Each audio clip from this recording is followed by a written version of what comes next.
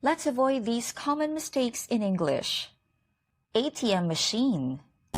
Mali. Dapat ATM lang because ATM means automated teller machine. Luggages.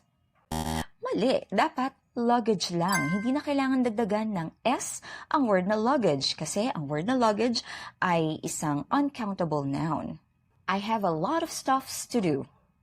Mali. Dapat stuff lang. Hindi na kailangan dagdagan ng S ang word na stuff. Katulad ng luggage, ng furniture, advice. So yun, hindi na kailangan dagdagan ng S ang word na stuff. This is more better. Mali. Dapat better lang. Hindi mo na kailangan dagdagan ng more yung word na better. It's traffic outside. Mali.